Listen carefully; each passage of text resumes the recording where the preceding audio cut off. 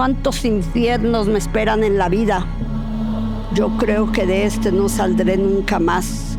Regresaré a la posición fetal y ya no caminaré en dos pies. Regresaré a la oscuridad desconocida, a la animalidad humillada. Entramos por un estacionamiento. De ahí me bajaron siempre sometida, bajo la superficie del suelo. Focos y rendijas que no hacen sino gritarme de la falta de aire, de la falta de luz natural. Éramos y entramos los 8. Llegamos juntos, Roberto, Paquita y su amigo, Elena y yo. En esas mazmorras ya estaban Pancho, Margarita y Carlos. Y nos juntaron, aunque ya habíamos estado en el sitio de detención clandestino. Pero ahí no nos habíamos visto y no nos habíamos hablado. Nos vimos en la presentación que hicieron a la prensa. Flachazos y preguntas que me hacían sentir que seguíamos vivos, aunque acosados como vacada a la entrada del matadero. Bendito el día que demolieron Tlaxcuaque. Debieron invitarnos. Siempre quise poder participar en ese trabajo humanitario, poner una bomba generosa en esa terrible cloaca. No estaría mal. Había que castigar ese pasado destructivo más allá de lo humano, más allá de lo posible. Yo estaba sola en una galera para 14 o más. ¿Una galera muda? No. La mugre también habla. La soledad grita, me gritaba. Aquí se ha doblegado a la humanidad. Se ha envilecido al hombre y a la mujer. Se les ha acostumbrado a la miseria, a la vida retorcida, a la inmundicia, a la oscuridad, a la injusticia, a la degradación.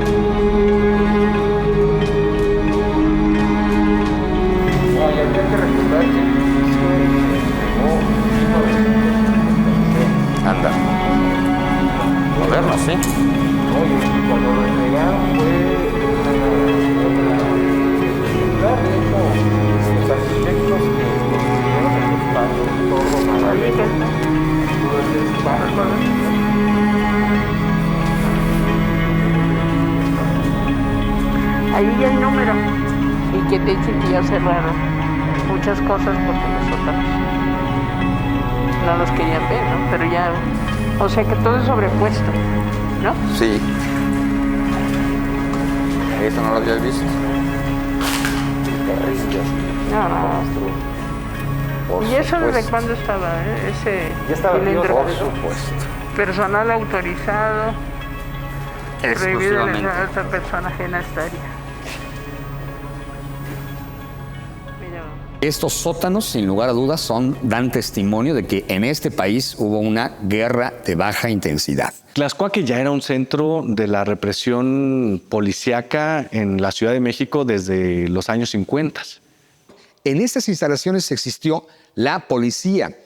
Primero era policía y luego fue Policía y Tránsito del Distrito Federal, y también existieron las oficinas de la Dirección de Investigaciones Políticas y Sociales, que no es la Dirección Federal de Seguridad, es otra policía secreta que viene desde 1917 con Venustiano Carranza. Una de las funciones de Tlaxcuaque era recibir de distintas partes de la Ciudad de México y de municipios conurbados del Estado de México, recibir a las personas que eran detenidas principalmente por la Brigada Blanca y después de aquí trasladarlas a otros sitios. Y notable disciplina.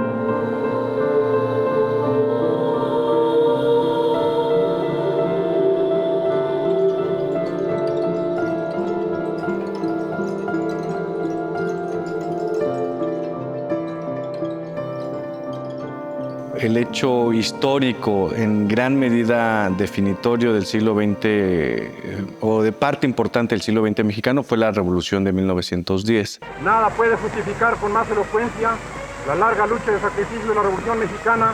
Como resultado de esa revolución se fue configurando un régimen político que hacia finales de la década de los años 30 comenzó a tomar sus formas que le reconoceríamos como autoritarias. Hay 3 presidentes que, por cierto, tuvieron continuidad en el tiempo, que obedecían a Estados Unidos.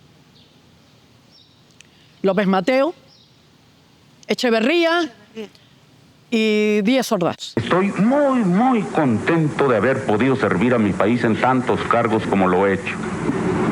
Estoy muy orgulloso de haber podido ser presidente de la República y haber podido así servir a México. Pero de lo que estoy más orgulloso de esos 6 años es del año de 1968, porque me permitió servir y salvar al país. Les guste o no les guste, con algo más que horas de trabajo burocrático, poniéndolo todo, vida, integridad física, horas, peligros, la vida de mi familia, mi honor, el paso de mi nombre a la historia. Todo se puso en la balanza.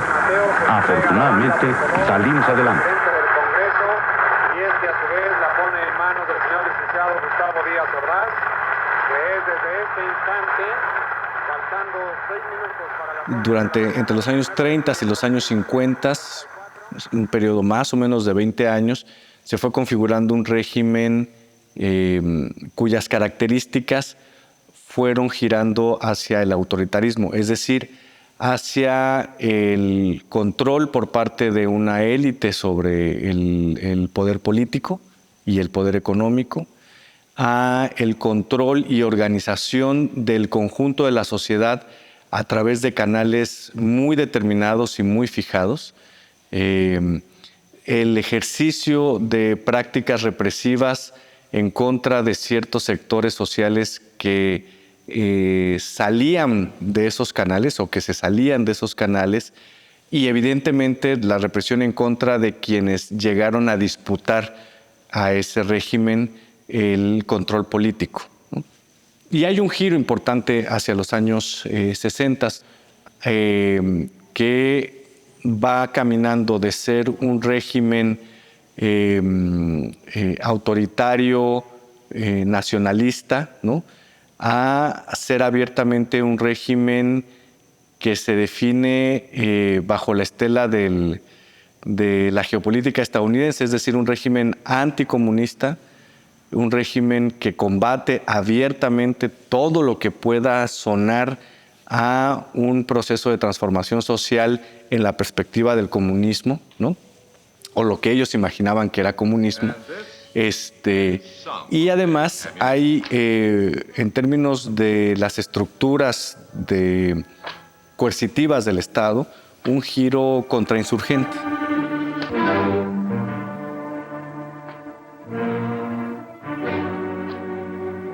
A muchos, porque en esas épocas, en muchos países de América Latina, se dieron insurrecciones, se dieron movimientos guerrilleros. Por medio de la propaganda impresa, una ideología perturbadora extraña a nuestro medio ha estado y pretende seguir amenazando a la sociedad. El comunismo. El virus ideológico prende en los ambientes donde impera la vagancia. El mal se propaga también mediante la acción organizada de agitadores profesionales. Gérmenes de esta naturaleza incuban fácilmente en las mentalidades incultas y en la juventud ingenua e inexperta. Desde Guatemala hasta la Patagonia, ¿no? Entonces, pues nosotros éramos parte de esa insurrección, de querer un mundo mejor, de querer, bueno, también aspirábamos a un mundo socialista, marxista, y queríamos el fin de la pobreza, solo que no lo alcanzamos. Ya no se conforma a vivir dentro de las estructuras rígidas de las que la gente grande, vieja, se las ha impuesto. La gente joven ya no quiere vivir como el mundo que ha heredado, ¿no?, que es un mundo que no está bien. El hecho de que logren por fin definitivamente liberarse todos los países subdesarrollados del yugo neocolonialista que lo somete el imperialismo norteamericano. En nuestro rechazo a Norteamérica, no alcanzamos a entender que también en Norteamérica había una revuelta muy importante y que teníamos que unirnos, porque unirnos con los de los Estados Unidos significaba penetrar al imperialismo. Y como no lo entendimos, fue el imperialismo el que penetró a toda la guerrilla en Latinoamérica y que financió la contrainsurgencia en toda América, ¿no? Y así es como nos derrotaron por la fuerza de las policías secretas y del apoyo de la contrainsurgencia y del apoyo de los Estados Unidos, ¿no? Aquí hay un Estado terrorista, aquí hay un Estado que ha infringido una política sin Dios ni ley contra todo aquello que atenta a la normalidad del Estado, a matar, a fusilar, a desaparecer, a torturar. Bueno, uno va aprendiendo que hay varias versiones de la historia y visiones, ¿no? Por un lado, te venden un México muy bonito, futurista, casi de Olimpiada, porque estaba negociando la Olimpiada. Y por el otro, sabes de que hay un secretario de Gobernación como Gustavo Díaz Ordaz, que se distinguía junto con otro general, ahora que están no de moda, sino emergiendo los generales, que se oculta sus grandes participaciones de genocidas. Estaban ese general Nava Castillo, que en Puebla había llegado a ser gobernador para reprimir a la Universidad Autónoma, a la Universidad de los Carolinos, el edificio carolino, de astronomía, de matemáticas, de biología, de medicina. Y bueno, aquí en la ciudad había el general Alfonso Corona del Rosal, y el general Luis Cueto Ramírez ya estaban antes del 68. Quiero ser muy enfático en eso.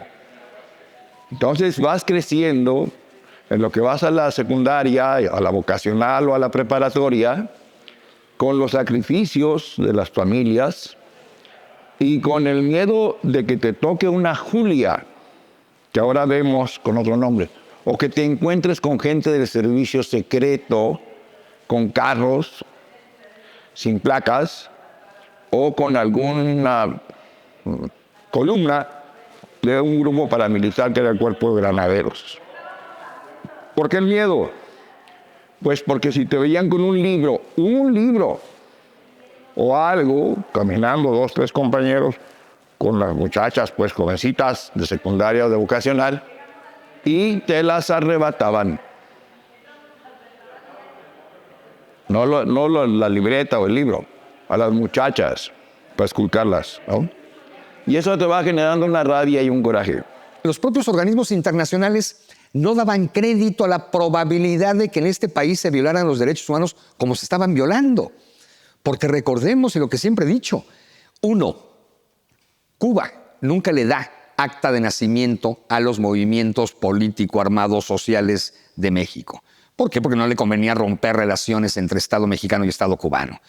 2, con esa tradición de exilio inaugurada desde 1939 por el general Lázaro Cárdenas con el exilio de la República Española y posteriormente 60s y 70s con el exilio latinoamericano, México se convierte en el paraíso donde vienen a salvar la vida los perseguidos de izquierda de otras latitudes latinoamericanas. Evidentemente no fueron unos exilios similares, no se compara el exilio de los guatemaltecos al de los argentinos o los chilenos, ¿no? Hasta en eso había clases sociales, digamos, pero al final de cuentas salvaban la vida, digamos. Entonces se genera una pantalla, una cortina de humo, donde en México nos va toda madre porque la revolución se institucionalizó y no hay violación a los derechos humanos.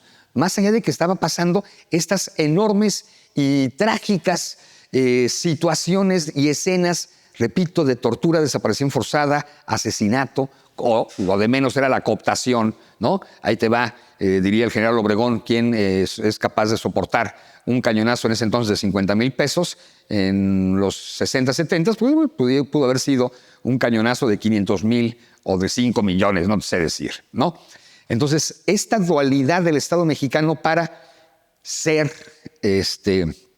el doctor Hayes y Mr. Jenkins, que iba a decir Jenkins, también los Jenkins eran dramáticos. esta doble cara, ¿no? De por un lado ser benefactor de muchos perseguidos políticos ideológicamente y por el otro estar asesinando a los connacionales.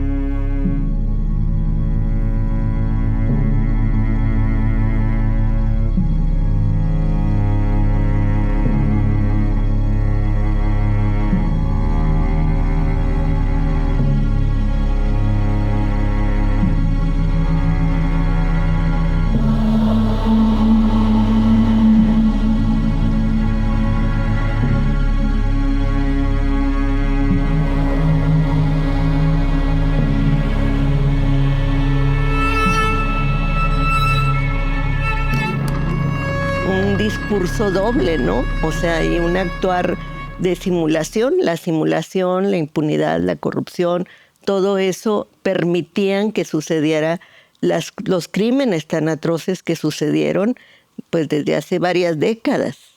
Durante mucho tiempo se construyó una memoria y una historia política de México excepcional o excepcionalista, es decir, que México nunca compartió las características de los autoritarismos. Llegaban acá como parecía que el gobierno que tenía una gran apertura y eso, mientras aquí estaban reprimiendo a opositores políticos, a activistas. Reprimía, secuestraba y el país se utilizaban todas las infraestructura militar para llevarse a los desaparecidos, las bases navales, en fin, y muchos ranchos de empresarios de este país. Cuando se da el giro contrainsurgente, Tlaxcuaque, con esa historia que ya era parte de estas estructuras, es decir, una historia de represión policial en contra de amplios sectores marginados o discriminados de la sociedad capitalina, Tlaxcuaque se integra, o lo integran más bien, a este circuito contrainsurgente que ya se comenzaba a fortalecer a principios de los años 70. El Estado mexicano logró secuestrar, logró fingir, logró esconder lo más oscuro de sus prácticas cotidianas, que era la tortura, la desaparición forzada, la cooptación, la compra y venta de conciencias, el asesinato. Sin dejar de ser un espacio legal, sin dejar sus prácticas ilegales que ya le eran consustanciales, ¿no?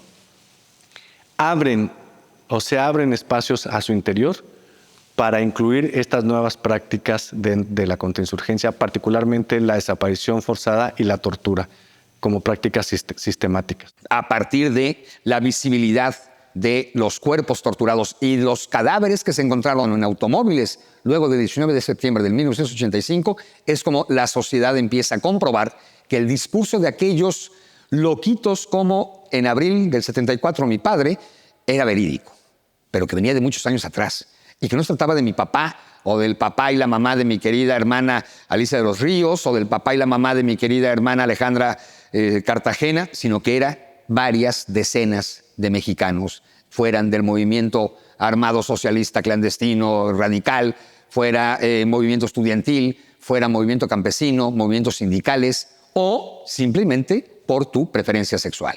Tlaxcuaque va a ser un espacio que nos va a mostrar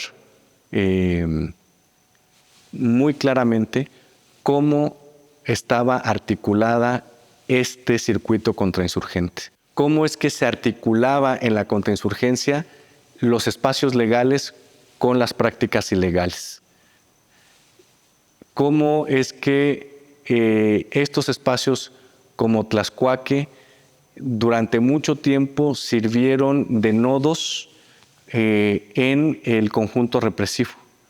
Yo estuve aquí 2 veces detenida desaparecida, ¿sí?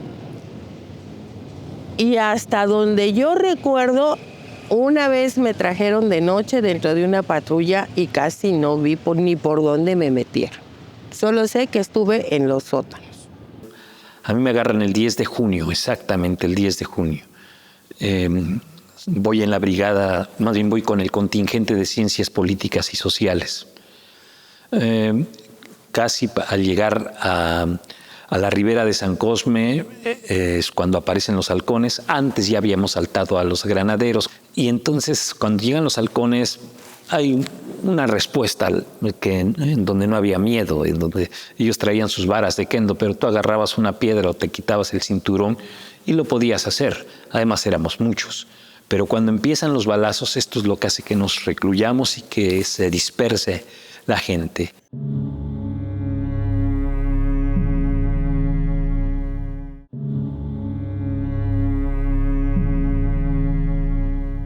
Me trajeron más o menos el 1 de febrero de 1972. Es Mendiolé, Cerecero y Cueto, ¿no? Cueto era el jefe de la policía y Mendiolé el de los granaderos.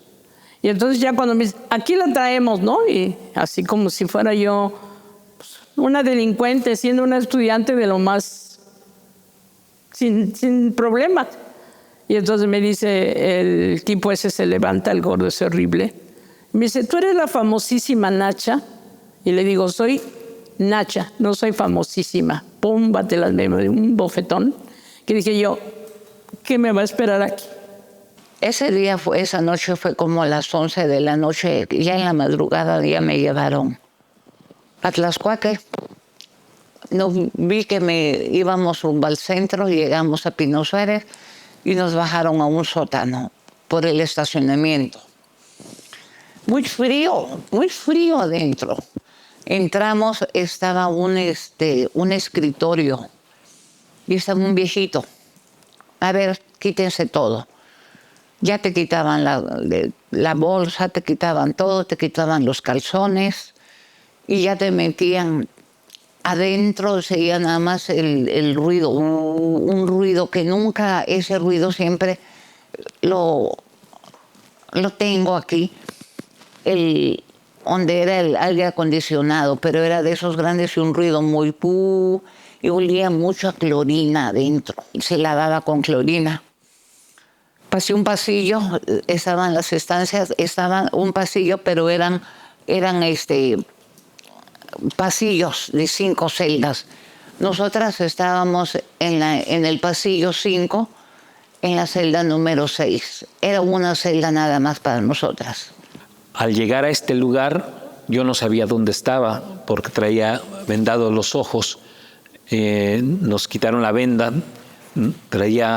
Yo no me imagino si la amarrada las manos o esposas, una de las dos cosas, pero me acuerdo que estaba sujeto de las manos. Me quitan esto y lo primero que siento es un flachazo para la fotografía de frente y de lado. Te toman una serie de declaraciones allí, rápidas. Haces lo que se llama el toque de piano, poner todas las huellas digitales y te vuelven a amarrar los ojos. A Jesús lo condujeron de Monterrey, lo trajeron acá y posteriormente conducido al campo militar número 1. En el stand de tiro, además de los eventos competitivos y de la práctica diaria en todos los agentes, se instruye a los alumnos de la academia en las materias de balística, tanto exterior como de efectos y armamento, en donde se conoce el funcionamiento, arma y desarme ordinario, limpieza y conservación de pistolas calibre 45 y 9 milímetros, metralletas UCI 9 milímetros, fusil AR-15, escopetas, carabinas M1 calibre 30 y rifles calibre 35.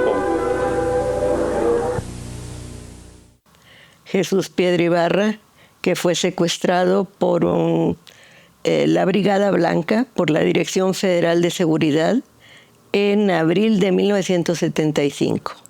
Y en aquel entonces, precisamente, era muy difícil entender qué era la desaparición forzada, porque en este país pues no se hablaba de eso. Se pensaba que vivíamos una democracia, que había un Estado de Derecho, que cuando se llevaban a alguien, si es que había cometido un delito, pues era presentado ante un juez competente y se le iba a someter a un juicio, ¿no? y a un castigo si es que era encontrado culpable. En el caso de mi hermano y en el de muchos ciudadanos de este país, no sucedió eso. Y desde ese entonces mi madre pues empezó esa búsqueda, esa lucha tenaz, terrible, por estos laberintos de la impunidad y la corrupción. Y entonces a nosotros nos trajeron aquí como un tránsito de la ilegalidad de esa cárcel clandestina donde nos tenían a los lugares legales donde nuestra justicia mal funcionaba, o igualmente torturaba y era tan detestable. Yo iba junto con un médico que se llama y psicoanalista que se llama Fernando Valadez. Íbamos en una ambulancia con todos los recogidos el 10 de junio de 1971, todos los heridos recogidos el 10 de junio de 1971. Y resulta de que cuando dejamos a los heridos allí en el hospital de Polanco, de buenas a primeras nos dicen que estábamos detenidos. Yo les dije, bueno, ¿de cuándo acá recoger un herido y traerlo al hospital es un delito? No, pero ya sabes que los patrulleros no razonan. Nos metieron en la patrulla, creo que como 4 o 6 personas. y nos trajeron aquí. Las celdas eran puros barrotes. Se veía el sanitario, todo se veía. Y a mí me echaron en unas, ahí en las mesas de camas de granito o literas o como le pueden llamar. Yo tenía un frío horroroso, estaba helado. Además el susto, el miedo, ¿no? Y entonces estaba ahí y pasaba, era un pasillo, haz de cuenta, donde está el joven, la celda, y era el pasillo así largo, que tiene que estar ahí abajo. Y pasaba con un bonche de llaves, como de todo el control de esto, y me veía así con una mirada torva horrible, y yo me quería morir, yo me hice chiquitita, porque imagínate sola, ¿no? O sea, horrible. Entonces, le decía, me acuerdo, el ratón. Era una celda nada más para nosotras. Ahí nos metían, nos quedábamos muchas sentadas, unas abajo de los camarotes, otras, pues 4 o 5 en un camarote, y unas se quedaban a velar, porque se dormían unas y velábamos otras, porque los mismos agentes llegaban y si estabas dormida con un encendedor, te quemaban los pies o te quemaban la cabeza con los encendedores y se reían ellos. Se reían. Entonces, pues ahí nos dejaron como día y medio, 2 días sin comer, ¿sí? Y no nos decían por qué estábamos detenidas. Ahí nos tuvieron, yo creo como 10 a 15 días, porque como no entra mucha luz en esas sótanos, o no sé cómo sean ahora, pues no supimos, ahora sí que perdimos la noción del tiempo. Y después me suben a un elevador, más bien me bajan en el elevador, más que subir. Y cuando me bajan, allí me encuentro, van llegando los otros compañeros. Vamos a estar allí unos días. Sabíamos que no nos iban a matar porque nos habían visto los otros 80, 90 o 100 jóvenes que estaban, ¿no? Algunos dicen que éramos 120, no sé exactamente, pero sabíamos que no nos iban a matar, pero sí sabíamos que nos podían levantar una serie de acusaciones falsas. Me acusaron nada más de un solo delito. Primero me pusieron terrorismo, conspiración y no sé qué más. Después ya nada más me dejaron asociación delictuosa, ¿sí? Desde el punto de vista de derecho penal, tú tienes que ver las condicionantes y la conducta de la persona que estás presentando. Bueno, pues para ellos yo fui de alta peligrosidad, por lo tanto me pusieron la pena máxima de ese delito, 5 años. ¿Sí? Y además me sentencian después de 3 años de estar en prisión preventiva. Y entonces ahí me di cuenta del complot comunista que manejó el gobierno, porque me decía, ¿por qué lee a Marx y a Lenin? Le digo, estudio Derecho y en Economía tengo que conocerlos. ¿Por qué recibe el boletín de la URSS? Porque todo el mundo lo recibe. ¿Por qué ha viajado a Cuba? Porque me encanta Cuba. Pero también he viajado a los Estados Unidos. No. Eso no tiene nada que ver. Los países rojos, los libros rojos, todo lo que tenía que ver con comunismo. Ellos armaron esa farsa. El tigre es un animal poderoso que no rehúye al peligro, ataca de frente, prefiere actuar en silencio y observa lo que otros seres no alcanzan a ver. Es intuitivo e inteligente, rápido y seguro, cauto y astuto, no es arrogante como el león, ni hiere por placer como el leopardo. Así debe ser el agente de la Dirección Federal de Seguridad.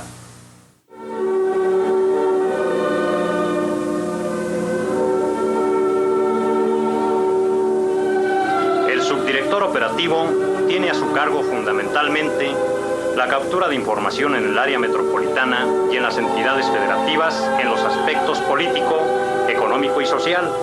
Se vale para este fin de la infiltración de agentes en las áreas sujetas a conflicto. Esta subdirección cuenta con 6 departamentos. Cuando me llevan a un interrogatorio, me dicen, ¿tú sabes por qué estás aquí, verdad? Le digo, no. Le digo, de hecho, mi papá, porque eso era cierto, mi papá trabaja como juez, trabaja allá en Oaxaca. Me dice, ¿no sabes por qué estás aquí, de veras? Le digo, no. Dice, bueno, mira, te voy a decir algo. Tú fuiste a Guerrero, ¿verdad? Sí, fuimos a cantar. El grupo se ha movido por otros lugares, pero también fuimos a Ciudad Juárez y fuimos al Paso, Texas. Dice, pues sí, pero tú sabes de la guerrilla que hay ahí en Guerrero y ustedes fueron a Tierra Caliente, donde estaba muy, muy sensible la guerrilla. Dice, pero no solamente eso. En 1969, fecha exacta, cuando el gobierno dio la autorización para que se pudieran hacer para que ustedes pudieran votar, tú, junto con otros de la universidad, hicieron un meeting y en ese meeting cantaron ustedes, los nacos, así como te lo estoy diciendo, los nacos. Pero no solamente eso, sino que tú, junto con Armando Vélez, que era el otro que estaba cantando conmigo, sacaron sus boletas para votar y las quemaron. Ese era el acto y efectivamente eso había sucedido. ¿Y tú sabes qué significa que se quemen las actas? Pues significa que estás optando por la guerrilla, guerrilla. Pero hay un tercer elemento y te lo decimos. Fueron invitados a la Preparatoria Popular de Tacuba a inaugurar una biblioteca. En esa biblioteca cantaron y después se abrió lo de la inauguración. Al llegar ahí con Lezama, que era el que se encontraba encargado de la preparatoria, estaban los retratos de Echeverría. Dice, y ustedes en lugar de cortar el hilo, quemaron uno a uno, lo cual era cierto. Pero la neta es que nos hemos puesto así porque, como ustedes saben, mucha gente que llega del campo a la ciudad, siempre de una manera peyorativa, despectiva, les dicen indios, nahualones, tepujas, yopes, mijes, y la gente como que se siente avergonzada de ser naco. Es más, cuando se habla de los nacos se piensa que es el que se encuentra a nuestro lado. Ante esta situación, nosotros con una actitud diferente nos hemos llamado los nacos, tratando de reivindicar justamente este vocablo. Y pues ahí les va esta canción y dice, 1, 2, 3.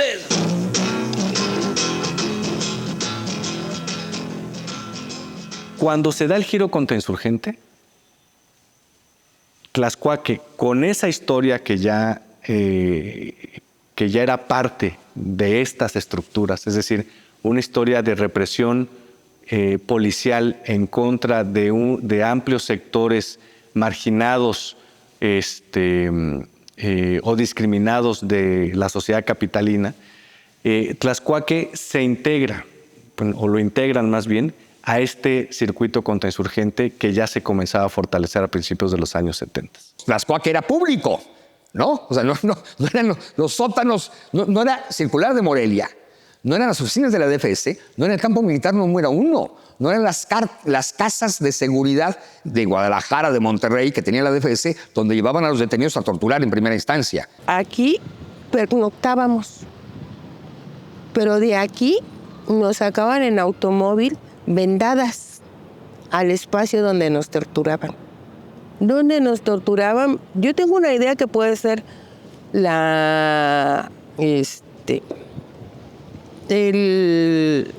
lugar donde estaba el campamento de la policía montada de la Ciudad de México, porque oíamos caballos y olíamos caballos, y porque las veces que nos posearon, que era un día sí y otro también, a veces el agua tenía estiércol o tenía como paja de la que comen los caballos. Yo aquí padecí muchas cosas de ese tipo, como por ejemplo querer ir al baño y no poder hacerlo libremente porque todo el mundo se está viendo, oír lo que les hacían a los chicos, oír lo que les hacían a los homosexuales.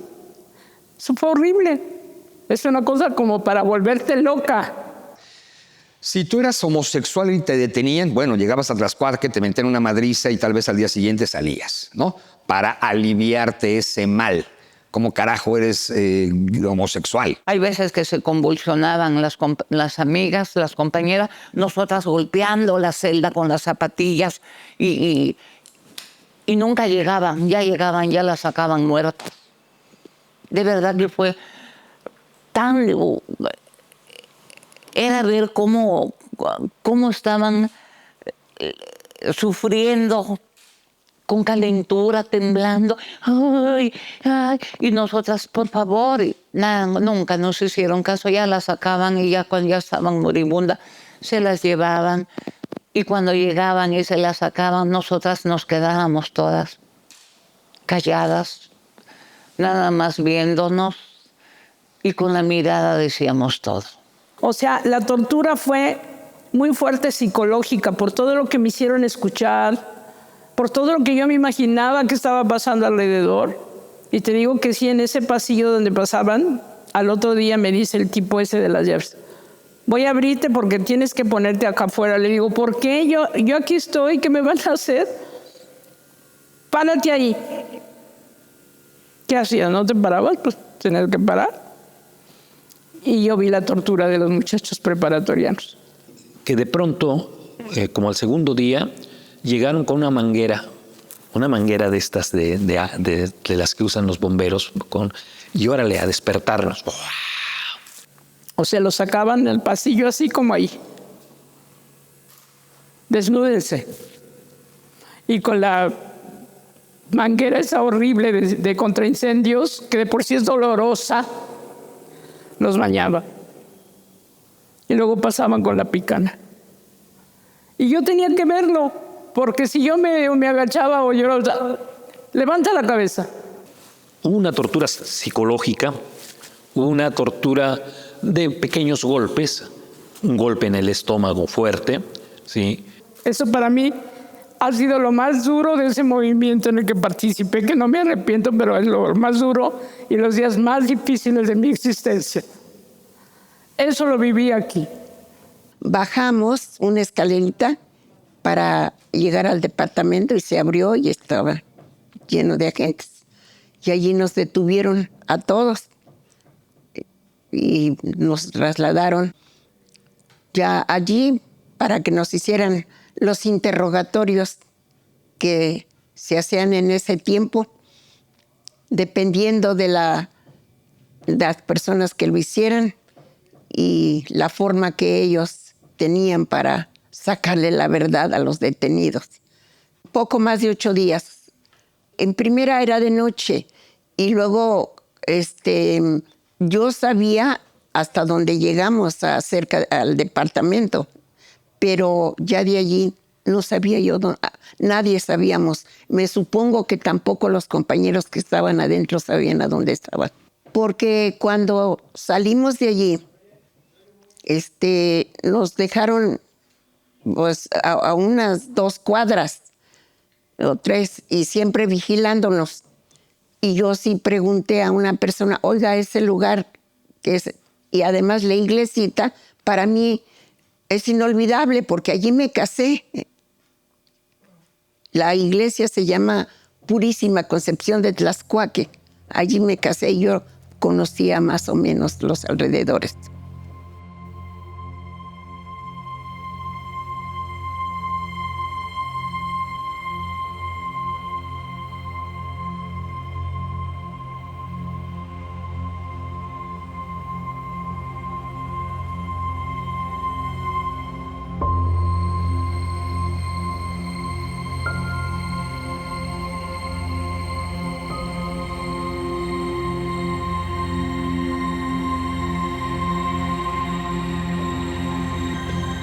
No se merecen el acoso. Y tan fuerte el acoso. O sea, una familia sobrevolando también helicópteros. Entonces, cuando dice Maynardo que cesó la vigilancia, pues yo llegué un año después y seguía la vigilancia. Tuvimos hijos con Claudia y seguía la vigilancia. Se cambió doña Rosario acá, de la colonia Roma a la colonia Condesa, y seguía la vigilancia. Todo esto es algo que el pueblo de México tiene derecho a saberlo. Debe conocer la verdad. ¿Y para qué? Pues para que las cosas no vuelvan a ser igual, que no vuelvan a haber esa impunidad, esa cuestión tan terrible que es la práctica de la desaparición forzada, que es una tortura perenne, porque no solo hace sufrir al detenido, sino a todos los allegados a esa persona. Y la familia, pues, o sea, finalmente se destructura de tal forma que, pues, se rompe su proyecto de vida familiar, su proyecto de vida de cada una de estas personas que son tocadas con estos eventos. Y es una ruptura en las creencias básicas de lo que tiene que ser la humanidad incluso, ¿no? Es una ruptura con la confianza en las instituciones, ¿no? Es una ruptura total. No vamos a saber la verdad. Eso te lo garantizo. Porque la verdad no es, a Jesús Piedra lo mataron. No, esa no es la verdad. La verdad es la trama, la conducta. ¿Por qué lo hicieron? ¿Por qué no lo enjuiciaron en caso de que, seguimos sin verlo? Y si lo mataron, ¿por qué? ¿Quién lo llevó? ¿Quién ordenó?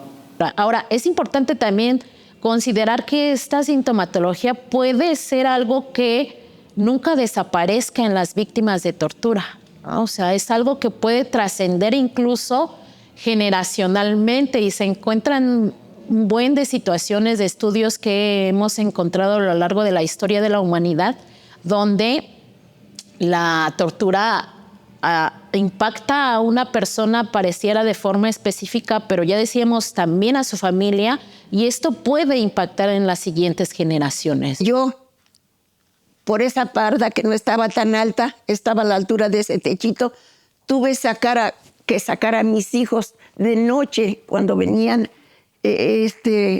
los policías, cuando venían los agentes, para que no se los llevaran.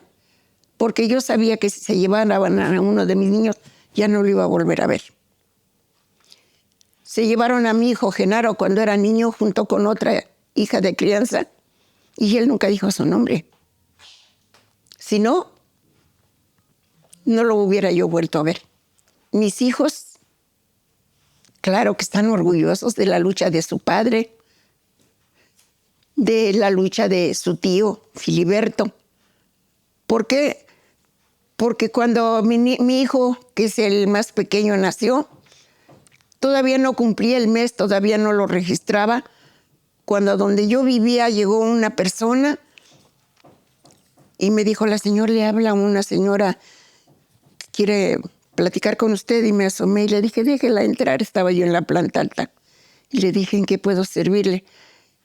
Dice, mire, vengo a decirle que el compa y los compañeros de la montaña quieren que el niño que acaba de nacer lleve el nombre de los compañeros que cayeron en combate para que los demás lograran irse. Le digo, ¿y cómo sé? Dice, pues me mandó el compa y él sabía que usted no iba a creer, pero mire, sacó un pañuelito, me lo extendió y ahí venía nuestro anillo de matrimonio. Dice, le digo, se lo iba a recoger, dice, no, se lo tengo que llevar al compa. Le digo, ¿no me manda algún recadito? No, dice, porque si me agarran me matan. Dice, ni usted me puede dar recado tampoco. Imagínese todo lo que pasó la gente nada más por venir a dejar un recado. Eso no debe suceder más. El pueblo no debe vivir con la histeria, con el miedo de lo que va a pasar. Y eso todos tenemos que colaborar. Todos. Mi hijo se llama Roque Filiberto, el más chico. Es el único que lleva 2 nombres. Porque cayeron mi hermano Filiberto Solís Morales y Roque Salgado Ochoa en el Cerro de Ecatepec.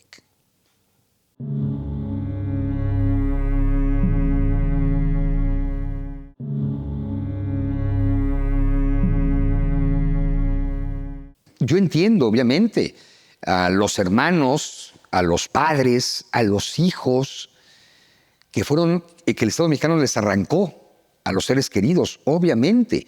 Y hay un porcentaje, y hay un nivel, y hay una temperatura de victimización obvia, pero tampoco creo que podemos estar jugando con la perpetuidad de la misma.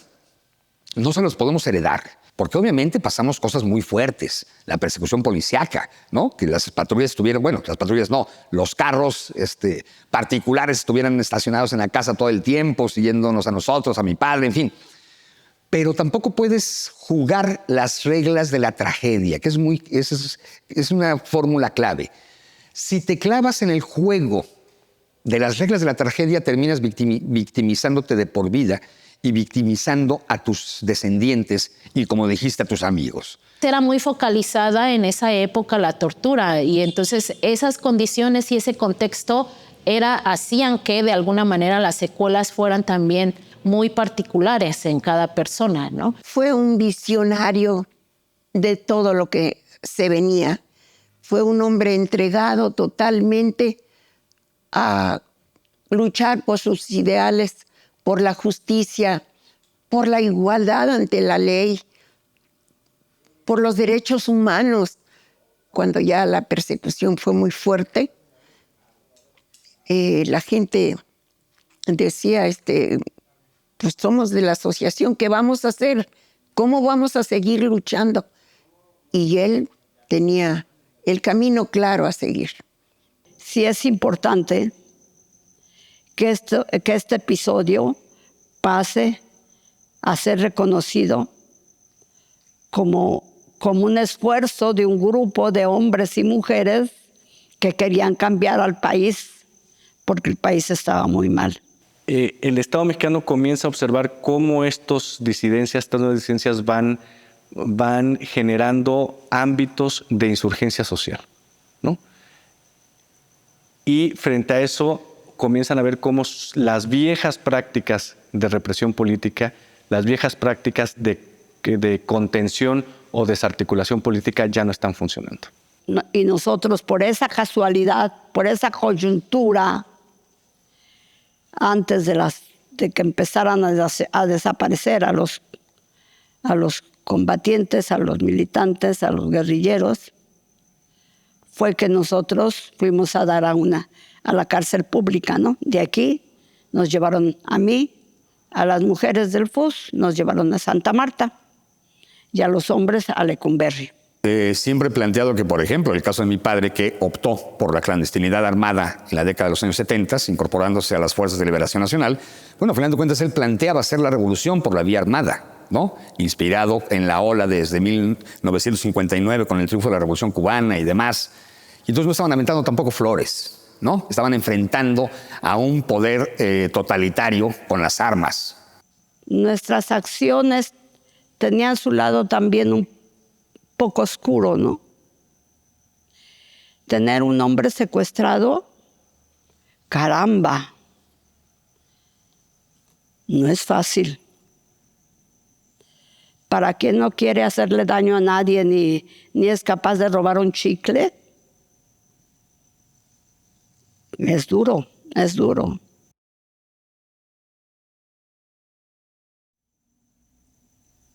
Sin embargo, lo hicimos porque queríamos alcanzar otro tipo de metas, ¿no? Otro tipo de ingredientes. Creímos que no íbamos a hacer un grupito guerrillero, sino que creímos que íbamos a hacer una gran insurrección continental y que nosotros íbamos a impulsar esa gran insurrección continental. Entonces sí creo que tiene que ver cómo se va construyendo cada persona y cómo va asimilando, interpretando las propias vivencias, ¿no? Por eso también encontramos que las personas, o sea, que finalmente a algunas les ha tocado porque desafortunadamente tuvieron una experiencia de este tipo, de violaciones graves a derechos humanos, pero que al final se convirtieron en este símbolo, en este emblema que nos representa la resistencia y la lucha, ¿no? De que las cosas pueden cambiar, ¿no? Y creo que cada quien se va construyendo, no es como que ya esté también dado, ¿no? O sea, así. La desigualdad. Desde que yo he tenido uso de razón, ha sido un país desigual y no ha cambiado, ¿sí? Es desigual porque unos tienen de sobra y otros no tienen lo necesario, ¿sí? Y bueno, pues aunque suene a cliché, los que no tienen lo necesario son los que siempre están trabajando y los que tienen de sobra son los que muchas veces no trabajan, ¿no? Entonces, pues no se necesita ser un sabio ni una persona extraterrestre para decir, oye, aquí están las cosas mal, hay mucha desigualdad. Y cuando alguien te dice, hay que estudiar más, tienes que ser el mejor, no reprobar materias. No te puedes dar el lujo de ir a tardeadas. No, tienes que estudiar, aprender, cuidar a tu hermana, cuidar a la vecina, cuidar a tu mamá, cuidar a todos. Tú vas generando resistencia. Y entonces te dicen que hay una forma de juventudes, una juventud distinta, que se va a distinguir por su manera de pensar, reflexionar, estudiar y actuar. Y bueno, con el tiempo sabes que es una noción de lo que debe ser la juventud socialista o las juventudes comunistas, que pues más o menos espera haberte molestado, no. Te vas identificando. O sea, yo soy un convencido de que con toda conciencia e inconsciencia mi padre optó por abandonar a la familia clase media estable de Puebla, Glockner Corte, en junio de 1971 e incorporarse a un grupo armado clandestino. O sea, nadie lo obligó, nadie lo llevó por la fuerza, fue su determinación absoluta. Y siempre he dicho, el niño Fritz Glockner le dice a Napoleón, chinga tu madre. Porque lo que el niño Fritz Glockner quiere es a su papá. Perdón, pero le valen madre a los niños pobres de México como niño. El adulto de Fritz Glockner le dice, ahí carajo, hay que tener determinación por apostarlo todo a la utopía. En ese sentido, pudiera yo ser víctima, sí, del abandono por la decisión de mi padre. Pudiera yo ser víctima de haber padecido la imagen en Lecumberri cuando se encuentran, que eso para mí sí podría ser víctima, fue traumático, el que sea yo testigo de cuando mi abuelo entra a Lecumberri y ve puteado a su hijo, y que se abrazan y se ponen a llorar. Y entonces el chavo Fritz Glockner de 13 años dice, a ver, cabrones, no jodan. Si tus dos pilares de fortaleza, tu papá y tu abuelo, están fundidos en un abrazo, con un sentimentalismo y chillando como bebés, ¿quién me va a defender, cabrón, no? Yo no puedo decir que salí de mi casa donde comía bien y donde estaba requete bien y que todo lo dejé por irme a la guerra, no. Yo estaba mal porque mi país estaba mal y mi casa estaba muy mal porque mi marido era un machista de la fregada. Así es de que yo no tenía salida. Yo no tenía para dónde ir. Tomé las armas, entré a un grupo guerrillero y ahí discutíamos y eso me empoderó. Yo sentí que tenía voz, que tenía opinión, lo que en mi casa no.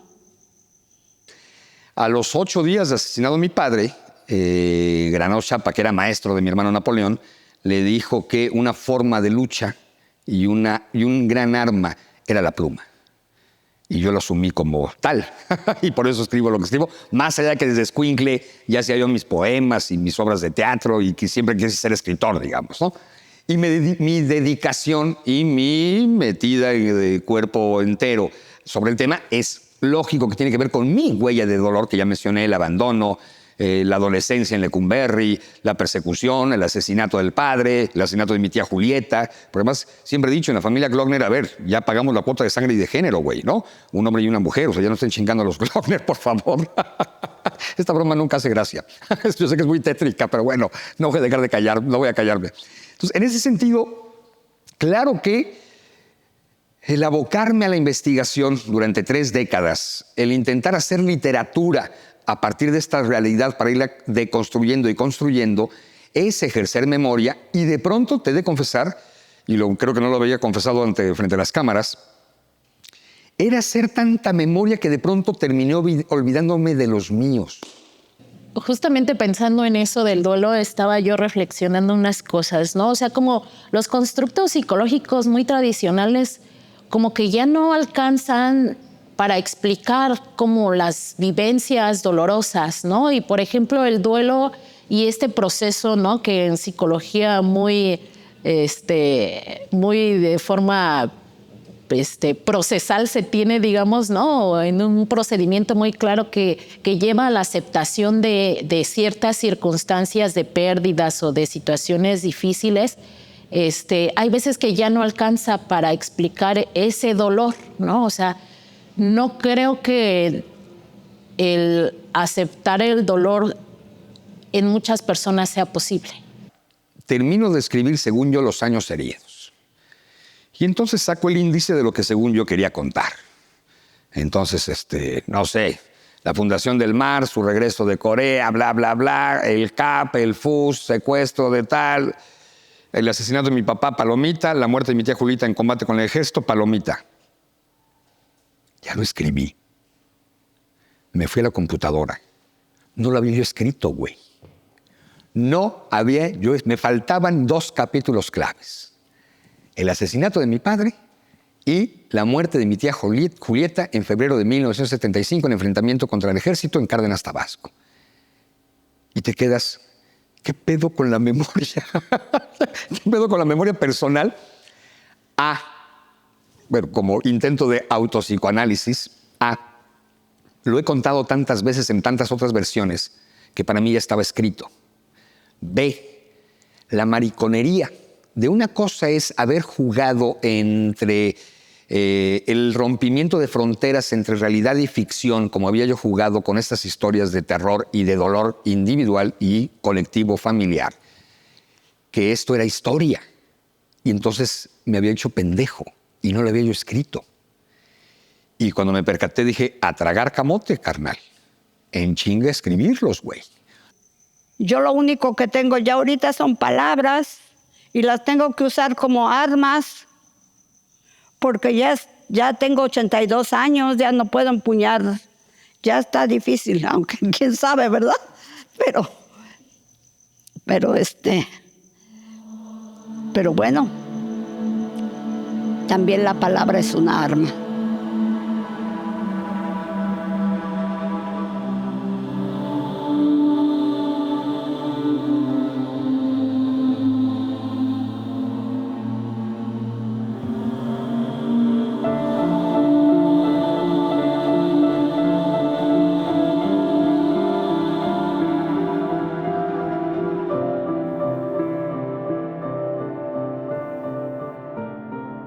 Sin duda alguna, las autoridades siguen siendo el principal actor que estigmatiza a las víctimas, pero también un sector importante de la sociedad. Esto lo mostró ese diagnóstico, ¿no? Bueno, eso es lo que hay que cambiar, ¿no? También. Se ha perdido la empatía incluso hasta el grado de llegar digo, si no te toca, pues tampoco llegas al punto de que pues de que también criminalices o estigmatices, ¿no? Pero hay casos en donde se llega a eso socialmente, ¿no? O sea, a todas las víctimas generalmente ese es el proceso normal, ¿no? O sea, socialmente criminalizado, estigmatizado, y eso pues genera socialmente también un impacto bastante fuerte. Lo que pretende es eso. O sea, que sea la víctima el foco de atención, no la lucha de aquellos que fueron víctimas. Entonces es algo se debe de tocar con precisión, porque no es la víctima a fin de cuentas, ¿verdad? Que lo es, por supuesto, pero es la lucha de la víctima. A ver, yo creo que para el Estado en su momento es obvio que el reduccionismo de la clasificación de los afectados haya sido de manera directa el torturado, el madreado, el puteado, ¿no? El asesinado pues ya fue víctima pasada, digo, ya no existe, ¿no?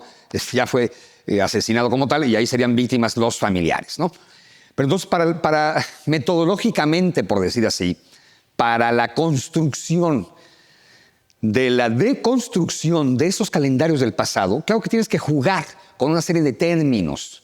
Y aquí obviamente el de víctima es el que más se acomoda en la lógica de cómo tuviste o padeciste la represión, la desaparición forzada, la tortura, bla, bla, bla, ¿no? Entonces ahí lo considero como obvio.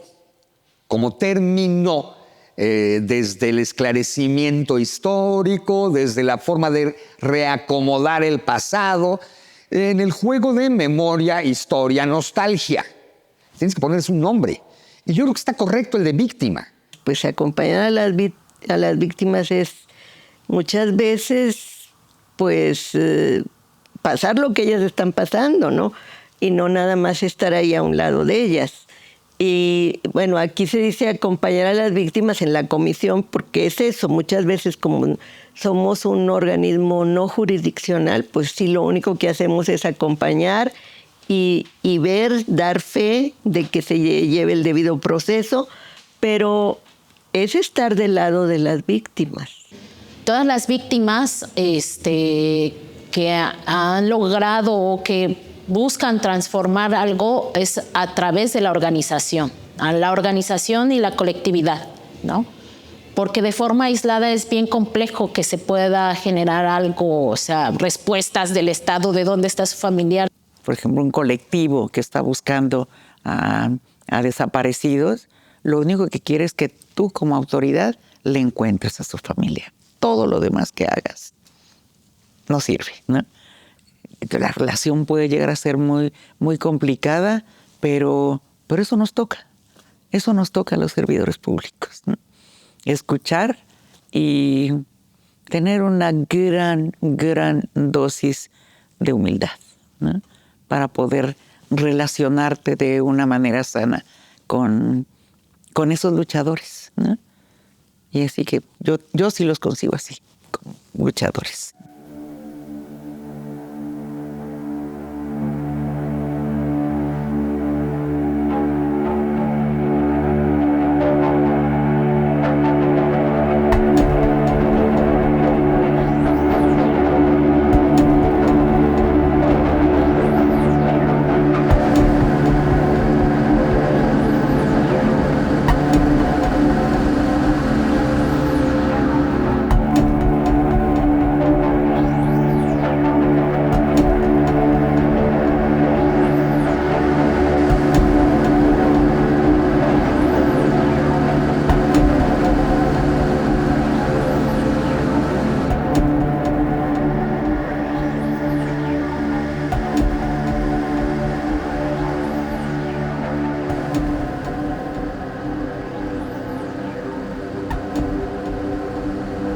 Abrimos una carpeta de investigación.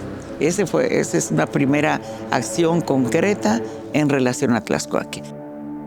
A partir de la colaboración que hace la Comisión Nacional de Derechos Humanos, que tiene una serie de información sobre esa época, se inició una carpeta donde se denuncia de una manera muy concreta, por personas muy concretas, acompañadas por la Comisión Nacional, una serie de torturas, de acciones terribles que se dieron en Tlaxcuaque.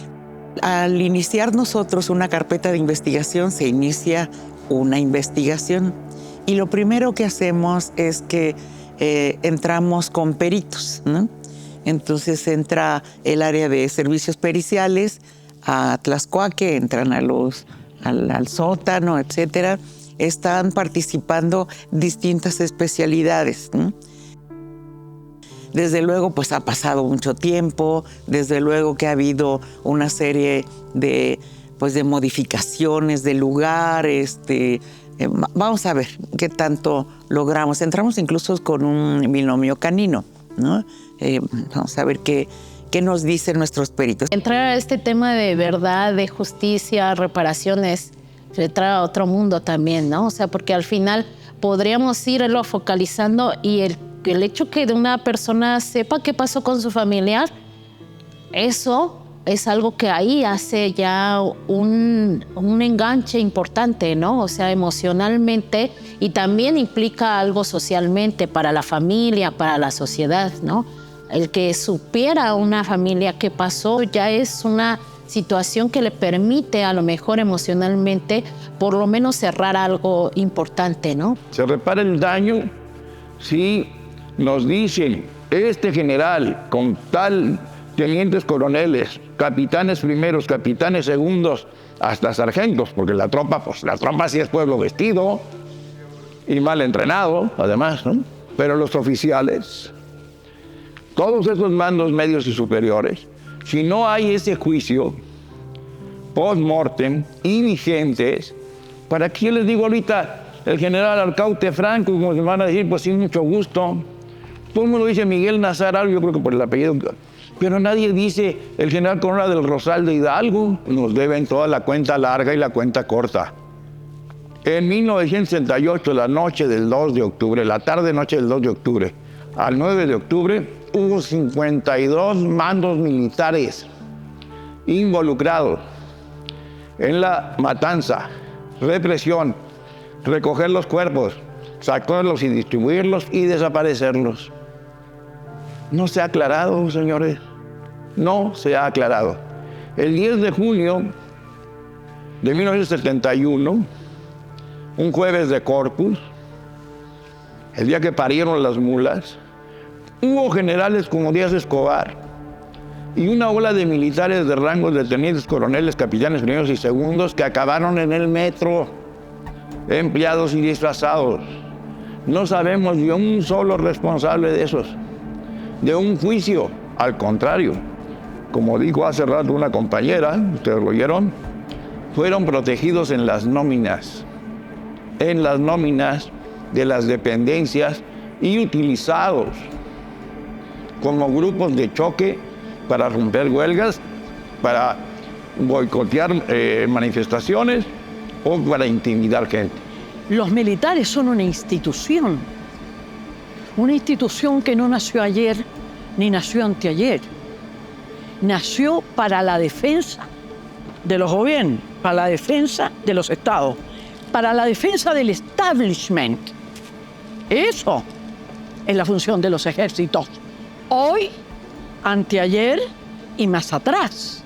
Tenemos instituciones que no han sido reformadas, que provienen de aquella época y que se han constituido en obstáculos o impedimento para conocer la verdad de lo ocurrido y para llevar a la justicia a los perpetradores. Porque eso que se aprendió en la Guerra Sucia ahora se reproduce por las fuerzas del Estado, por las fuerzas criminales,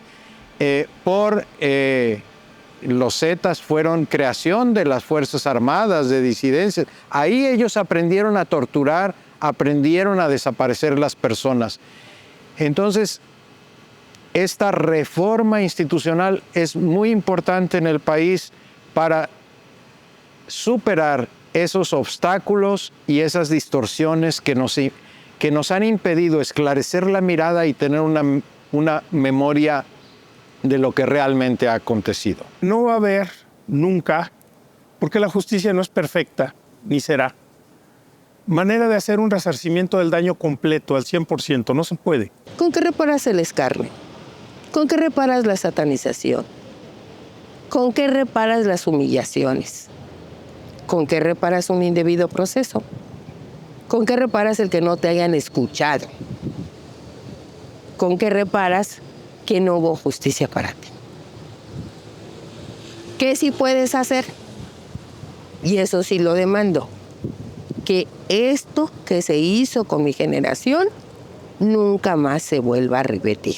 Lo prioritario es la memoria, el encuentro con la verdad, el acceso a la justicia y después vendrá esta reparación del daño. Por supuesto está la no repetición de los horrores, ¿no? Nada de que perdón y olvido, ya, todos juntos en un muro, no. Ni juntos ni separados. Verdad y justicia a secas, con juicios de responsables, con reivindicación de los hechos, de los acontecimientos y por supuesto que reparación del daño a las familias y sus víctimas. Tenemos que recuperar, tenemos que recuperar. No puede haber, digamos, sin nada, borrón y cuenta nueva. A ver, de aquí en adelante no ha pasado nada, porque no encontramos nada. No, tenemos que saber qué pasó, ¿no? ¿Dónde pasó? ¿No? ¿Quiénes fueron los que hicieron esas cosas terribles, ¿no? En búsqueda de la verdad, ¿no? De tener como sociedad esa historia, ¿no? Mejor no la vamos a poder contar a los tribunales, pero sí se lo vamos a poder contar a la sociedad.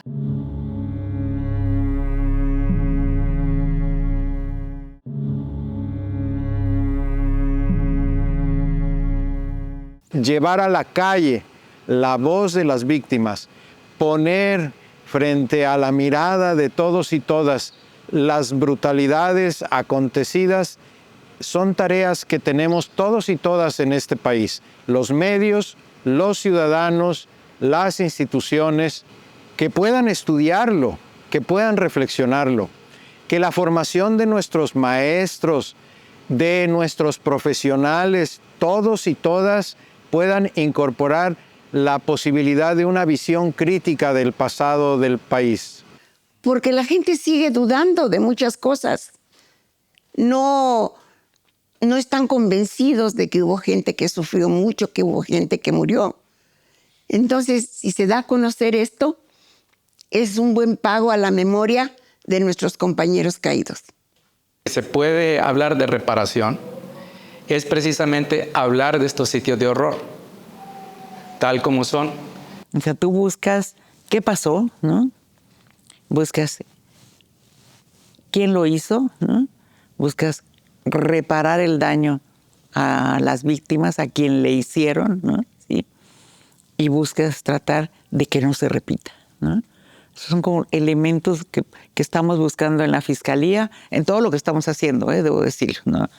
Y esto pues, lo estamos aplicando en la investigación para Tlaxcuaque, con toda la dificultad que implica el paso del tiempo, ¿no? Memoria es la capacidad de la retentiva colectiva de los acontecimientos individuales en lo elemental de lo colectivo familiar o de la colonia o de la ciudad o del país, ¿sí? Eso sería como esta construcción de improntas que tienes a partir de un pasado. Es un constructo psicológico que permite a las personas traer todo aquello que en algunos momentos duele, pero también traer todo aquello que en algunos momentos nos hace disfrutar la vida también. Es lo que queda registrado en cada una de las personas y en la colectividad también. Es la que nos permite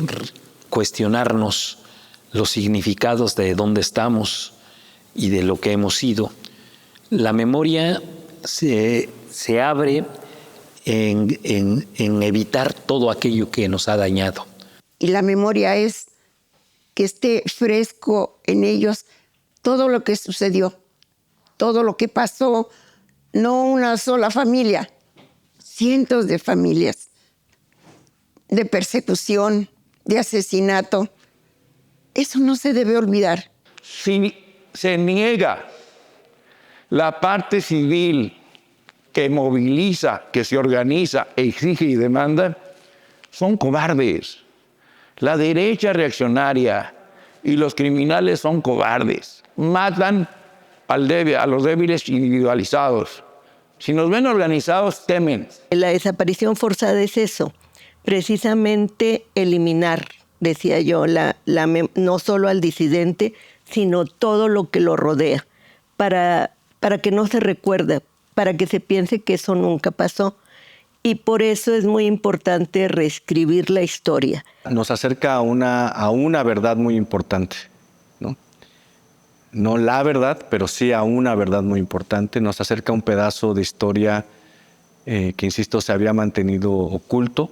Nos acerca a un conjunto de voces que habían sido desplazadas de la memoria pública, porque ahí también, hay que decirlo, la memoria autoritaria se ha impuesto y nos ha ganado la batalla en muchos sentidos. En su discurso de toma de posesión, Enrique Peña Nieto, en 2012, él, y ahí está el discurso, lo pueden buscar, retomar, él se asume como heredero de las luchas de 1968. Pero fue a partir del movimiento estudiantil del 68 y de las sucesivas reformas políticas que se aceleró nuestra democracia. A partir de entonces, generaciones de mujeres y hombres, pensadores, políticos, activistas y ciudadanos trabajaron para hacerla realidad y finalmente la conquistaron.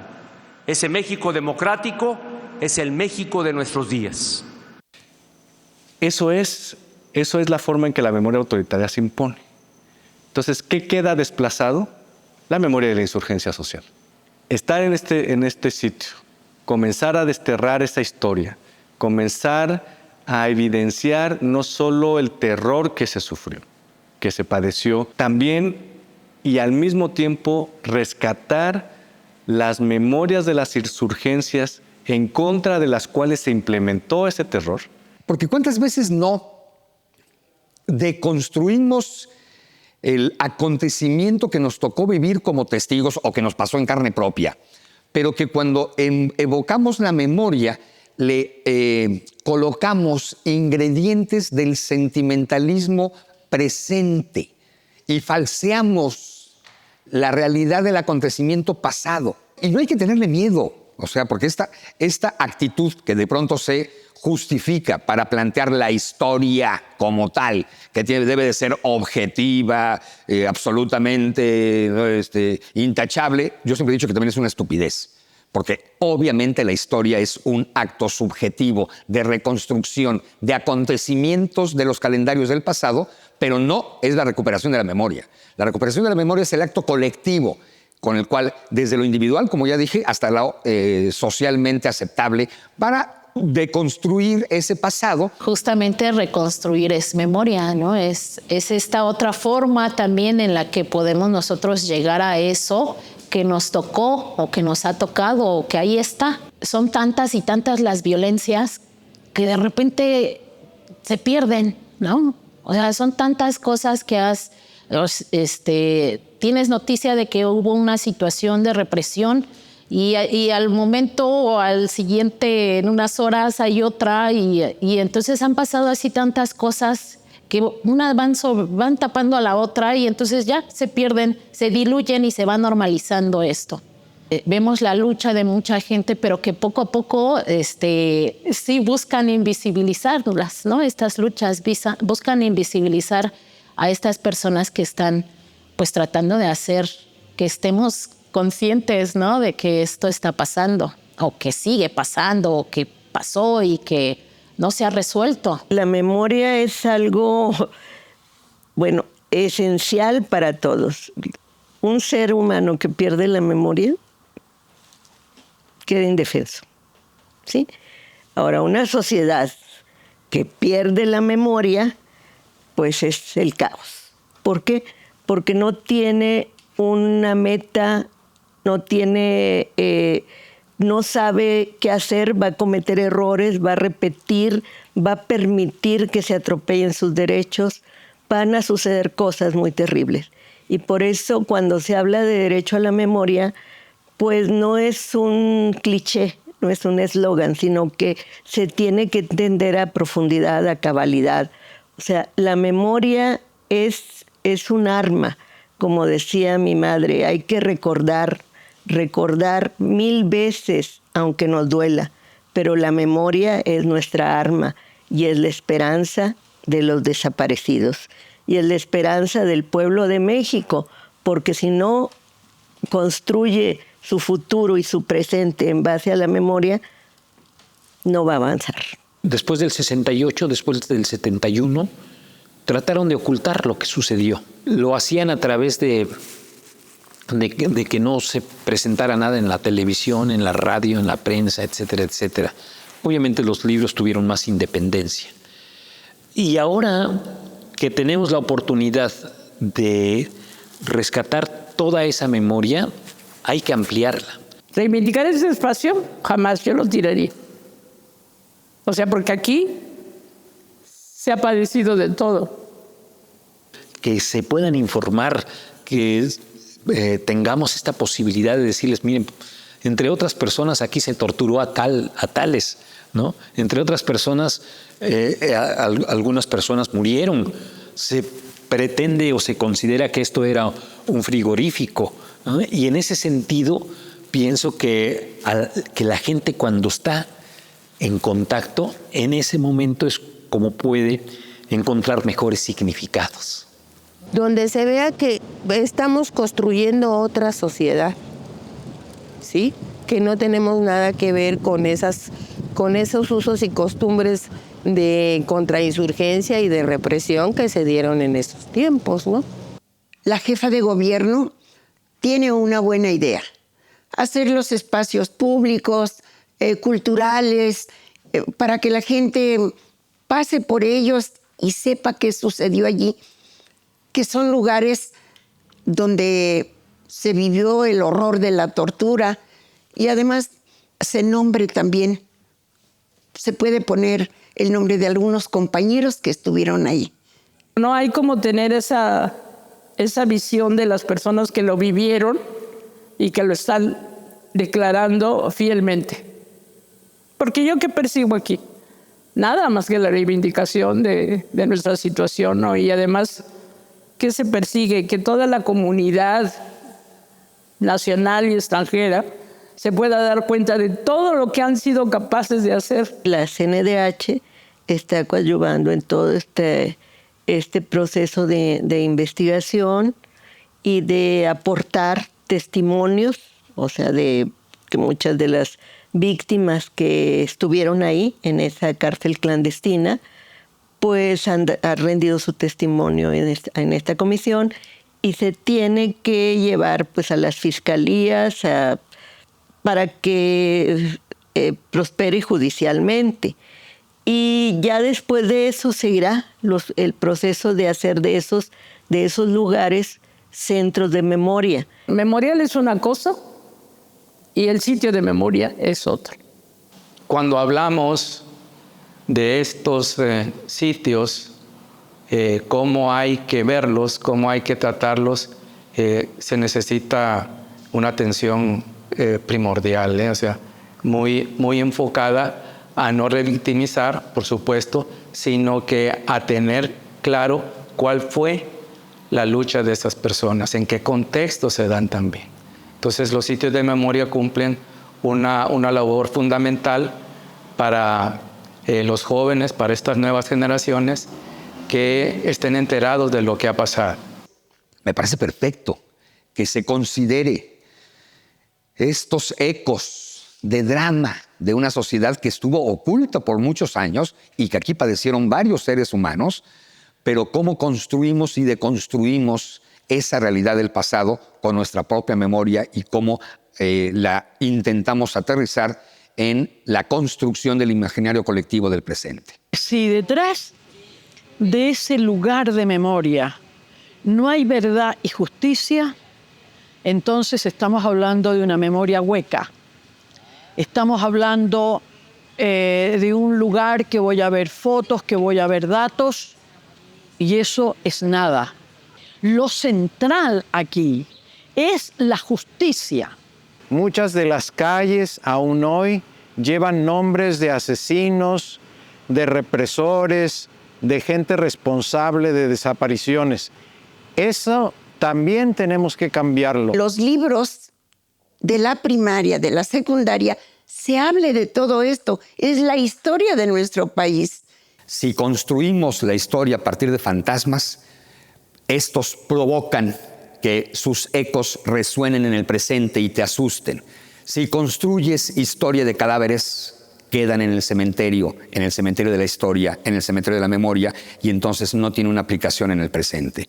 Y tampoco lo estoy planteando para que se genere un discurso político, ideológico, sino porque es importantísimo que los jóvenes, los no tan jóvenes, los de la tercera edad, de la cuarta, de la quinta, y los niños tengan conocimiento de que somos un país con una hermosa memoria y donde tenemos que reconocer atrocidades como las que sucedieron detrás de estos muros y con estas piedras cuyos ecos aún siguen resonando. Es una gran trampa el gatopardismo. Vamos a decir que vamos a hacer una comisión sobre derechos humanos y no va a pasar nada. Si seguimos hablando de memoria Y eso no va con un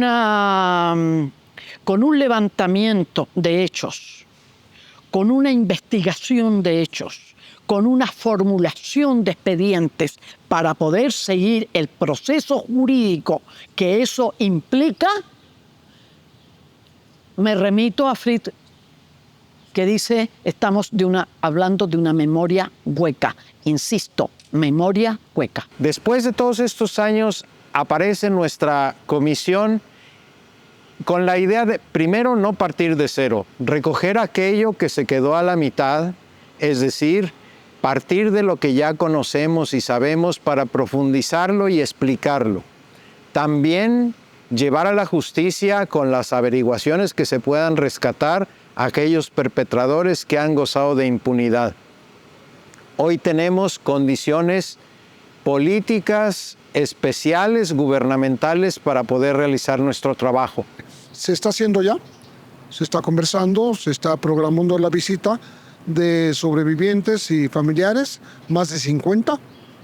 Son los hasta ahora aceptados y están en una lista que podrá ingresar con este propósito de identificar sitios, sobre todo por aquellas personas que estuvieron recluidas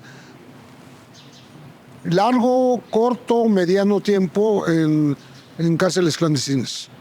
Es uno de los objetivos que tenemos como Comisión de la Verdad, el que antes de irnos podamos elaborar y presentar al Congreso Federal la iniciativa de ley de una ley de memoria que garantice por lo menos 3 cosas. La continuidad de los trabajos de investigación sobre la verdad de los hechos violatorios a los derechos humanos. Segundo, el establecimiento de lugares de memoria. Y tercero, la producción cultural que rescate esto acontecido y pueda compartirlo con el resto del país. Haremos una convocatoria al público en general que haya sido víctima o familiar o allegado afectivo de alguien que haya sido víctima de violación a derechos humanos dentro de las instalaciones de Tlaxcuaque. Nos referimos no solo a militantes de carácter político partidario, sino del movimiento social, del movimiento estudiantil, personas que fueron acusadas de algunos delitos menores, personas de la diversidad sexual, trabajadores y trabajadoras sexuales también, mujeres, personas que fueron detenidas por practicarse aborto o por colaborar con ello. Todas estas son comunidades de víctimas que han sido invisibilizadas, que fueron detenidas y fueron torturadas, fueron extorsionadas y algunas desaparecidas después de pasar por Tlaxcuaque, y lo fueron ahí, en ese lugar. Han saqueado los archivos, entonces va a ser un trabajo muy pesado, muy difícil, que se pueda lograr lo que la gente quiere, que se investigue a dónde quedó un familiar. No tuvimos ni recursos ni tiempo para andar diciendo vamos con unos terapistas, unos psicólogos terapéuticos y que nos saquen del shock postraumático de todo lo que significó la tortura, de todo lo que significó el escarnio, de todo lo que significó la satanización.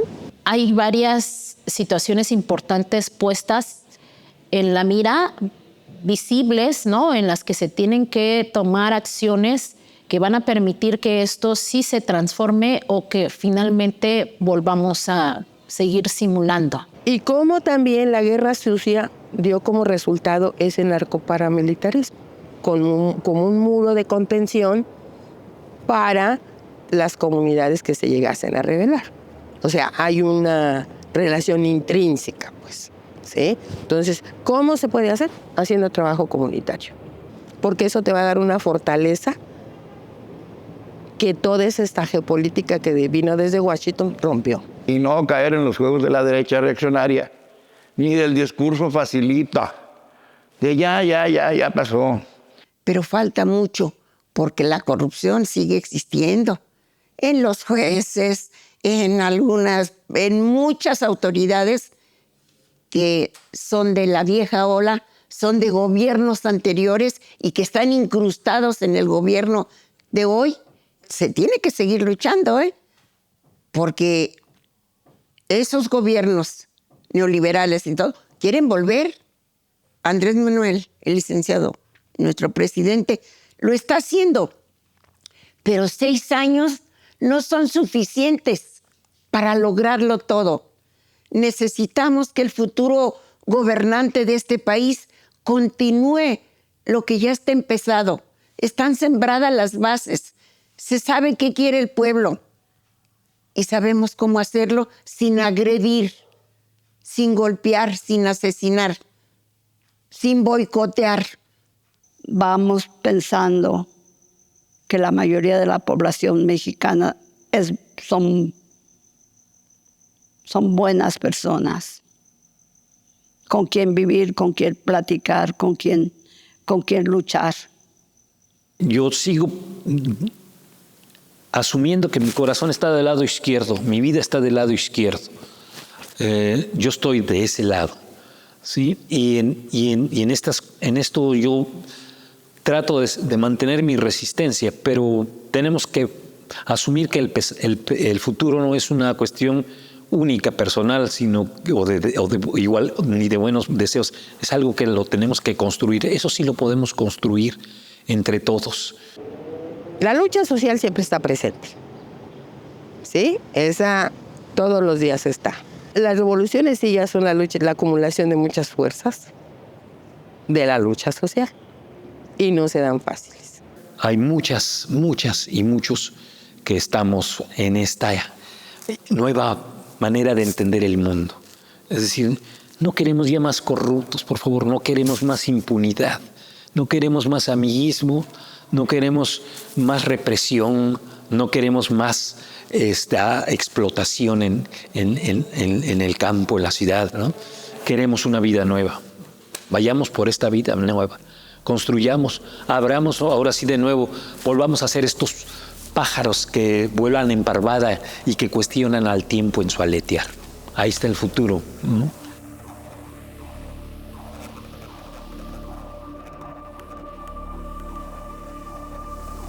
Me toco. Dedico unos minutos a verificar mi existencia. Realizo el inventario. Aquí están mis manos, a las que he obligado a aprender distintas habilidades. Mi cabeza aún en su sitio, creativa y maliciosa. Mis piernitas bailadoras. El decline de la producción hormonal no ha hecho que me sienta menos mujer. Una sabiduría de la cual me vanaglorio es la de haber llegado a la reconciliación, a la complicidad de mi ser universal con mi ser mujer. Me declaro sobreviviente porque aquí estoy. Después de la guerra, la tortura, la cárcel, el matrimonio, la maternidad, el aborto, el exilio, la orfandad.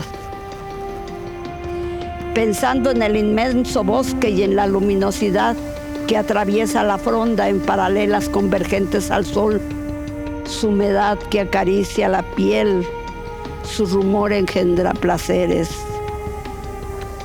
A los aromas vitales que mezclo en el caldero de mis fantasías, tan semejante a mi lecho, a veces ocupado por alguien real, revoloteando entre mis piernas. Si he de continuar con esta vida, será para lo que quiero. Lucharé cuando sepa por qué, segura de que será fuente de satisfacción. Reivindico mi negativa a sufrir porque sí, porque soy mujer. Para eso que no cuenten conmigo. Que he cerrado la cocina, la lavandería, la enfermería, y abandoné también la costurita sin esperar a Ulises. He terminado con el llanto inútil. Mi nombre, Lourdes Uranga. Mi ocupación, vivir.